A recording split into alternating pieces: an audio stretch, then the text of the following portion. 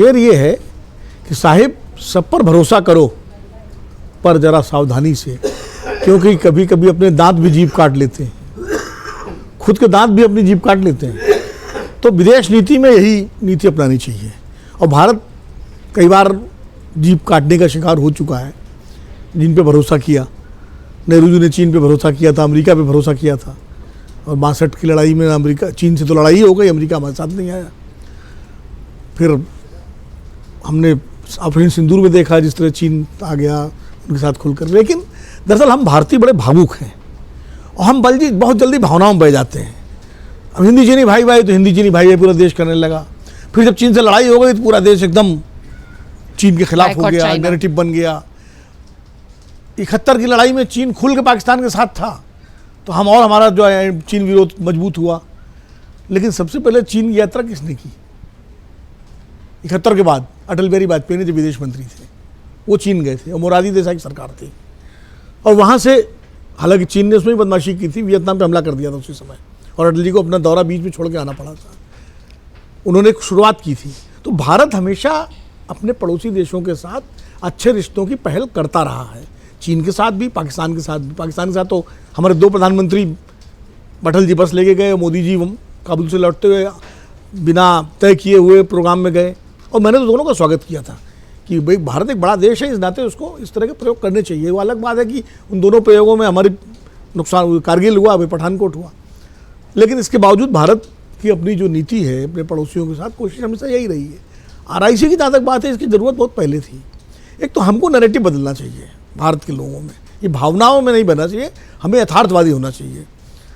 जैसे अमेरिका को लेकर के हम लोग मतलब इतना ज़्यादा बह जाते हैं कि अब अमेरिका में अगर तुलसी गाबार्ड का चांस नाम आता है तो हम एकदम भावुक हो जाते, लगता है भारत का ही कुछ हो गया। अगर वो कमला हैरिस आ गई तो लगता है कि पता नहीं कौन भारतीय जो है हो जाएगा, जबकि उनको कोई मतलब ही नहीं भारत से। ऋषि सुनक बन गए प्रधानमंत्री तो इस देश में ऐसी लहर आ गई कि जैसे लगता है कि पता नहीं क्या हमने जंग जीत ली, और ऋषि सुनक वो FTA नहीं कर पाए जो फिर कीर स्टारमर ने किया। ऐसे ही जब ट्रंप को लेके हवन, पूजा, यज्ञ, जाने क्या क्या इस देश में होने लगा। वो हिंदुत्व के सबसे बड़े समर्थक, अभी मैं देख रहा था 2-3 बाबा रामदेव और आचार्य प्रमोद कृष्ण का बयान कि ट्रंप की जीत सनातन की जीत है, अभी जो हुआ इस तरह के बयान आ रहे थे।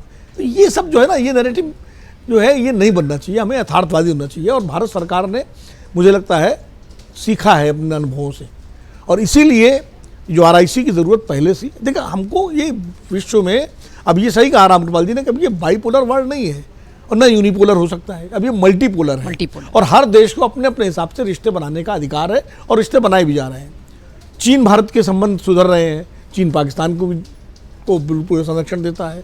हम चीन से संबंध सुधार रहे हैं, लेकिन क्या वियतनाम से बिगाड़ लेंगे?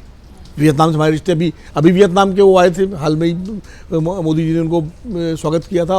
और वियतनाम और चीन का साउथ चाइना सी में जो झगड़ा है, लड़ाई है, ताइवान को चाइना हड़पना चाहता है, लेकिन हम ताइवान हमारा अच्छा मित्र है। तो ये विश्व में हम फ़लस्तीन का भी समर्थन करते हैं और इजराइल से भी हमारी दोस्ती है। ये अब रियलिस्टिक जो डिप्लोमेसी है, ये उसका दौर है। अब ये वो जो बहुत ही उस तरह की डिप्लोमेसी होती थी कि आइडियोलॉजिकली हम इधर हैं वो उधर हैं, अब उसका नहीं। अब तो ये है कि हमारे हित कहाँ हैं, राष्ट्रीय हित, उन राष्ट्रीय हितों के हिसाब से हम अपने संबंध बनाएंगे। अगर अमेरिका हमको टैरिफ से धमका रहा है, अगर अमेरिका पाकिस्तान को आगे बढ़ा रहा है, अमेरिका की एक नीति, अमेरिका एक सौदागर देश है।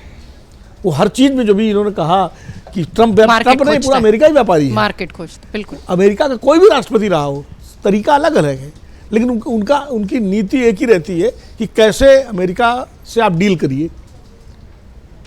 तो डील के चक्कर में वो हमेशा उसके जो दोस्त हैं, अमेरिका एक अमरबेल की तरह उनका शोषण करता है, आर्थिक रूप से भी हर तरह से। और वो देश आप देख लीजिए, उनके पूरे लैटिन अमेरिका का हाल देख लीजिए, और अफ्रीकी देशों का हाल देख लीजिए, और पाकिस्तान का हाल देख लीजिए। और जब चीन की चूड़ी टाइट करनी होती है तो अमेरिका भारत का इस्तेमाल करता है, और जब भारत की बाह मरोड़ने का मौका आता तो पाकिस्तान का इस्तेमाल करता है। इस बात को भारतीय नेतृत्व ने समझ लिया और प्रधानमंत्री नरेंद्र मोदी ने बहुत बेहतर तरीके से समझा, और ये बहुत अच्छी बात है। गलवान के बाद हमारे रिश्ते में खटास आई थी, लेकिन उसके बाद जिस तरह पहल भारत ने की, और शी जिनपिंग से जाके जयशंकर जी मिले, और इधर मॉस्को गए, डोभाल साहब भी गए, और अब प्रधानमंत्री जी खुद जा रहे हैं SCO की बैठक में, चाइना जा रहे हैं, उसके बाद पुतिन यहाँ आ रहे हैं। तो ये एक तरह से दुनिया को संदेश भी है कि भाई हमको टेकन फॉर द ग्रांटेड मत दीजिए। अगर आप हमारे विरोध में खड़े हो सकते हैं तो हम भी फिर अपना रास्ता चुन सकते हैं। और शायद अमेरिका के थ्रू समझ जाए तो हो सकता है जो टैरिफ डील हो रही है उसमें कुछ बात बने। और जैसा कि अनुराग भाई ने कहा कि जरा ठीक ठाक कीमत लगाओ, तो ठीक ठाक कीमत लगाने की मौका आए। लेकिन ये बिल्कुल मैं सहमत हूँ, ये बहुत बेहतर नीति है और ये और बहुत पहले होनी चाहिए थी। हम देखिए अटल जी के ज़माने से आप देखिए और उसके बाद नरसिम्हा राव के टाइम से देखिए, अमेरिका के साथ हमारे रिश्ते जो है थोड़ा हमारा झुकाव अमेरिका की तरफ होना शुरू हो गया था। इसीलिए मैंने कहा कि 2014 के बाद से थोड़ा ज्यादा दिखने लगा। 14 के बाद तो ज्यादा ही हो गया था, लेकिन ऐसा नहीं है। 14 के पहले भी देखिए जॉर्ज बुश और अटल जी के संबंध कितने घनिष्ठ हो गए थे।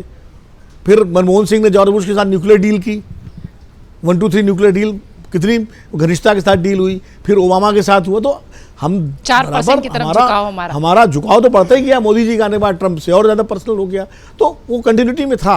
लेकिन उदाहरण है सामने, अटल जी के बहुत अच्छे संबंध थे, लेकिन जब बिल क्लिंटन ने कारगिल में भारत पर दबाव डालना चाहा तो अटल जी ने साफ मना कर दिया था। तो भारत के प्रधानमंत्री खड़े भी होते रहे हैं। जरूर एक सीमा तक हम दोस्ती के आधार पर नरमी दिखाते हैं, लेकिन जब राष्ट्रीय हित की बात आती है तो भारत के प्रधानमंत्री अपना स्टैंड लेते हैं, क्योंकि ये 140 करोड़ का देश है और अपनी ताकत समझता है। जब हम कमज़ोर थे आर्थिक रूप से, सामरिक रूप से, तब हमने नैम बना करके नैम की लीडरशिप ली थी। नेहरू, नासिर, टीटू और क्या कहते हैं वो इंडोनेशिया के थे, सुकार्नो मिल करके पूरी एक, और बिशप मकारियस, अभी मोदी जी जब साइप्रस गए थे तो बिशप मकारियस को याद किया था। तो एक पूरा ब्लॉक बनाया था ना कि हम न सोवियत ब्लॉक के उसका शिकार होंगे ना वेस्ट ब्लॉक का शिकार होंगे, और एक अलग स्वतंत्र इकाई के रूप में नैम डेवलप हुआ था। तो तब भी हमने किया था, आज भी हम कर रहे हैं।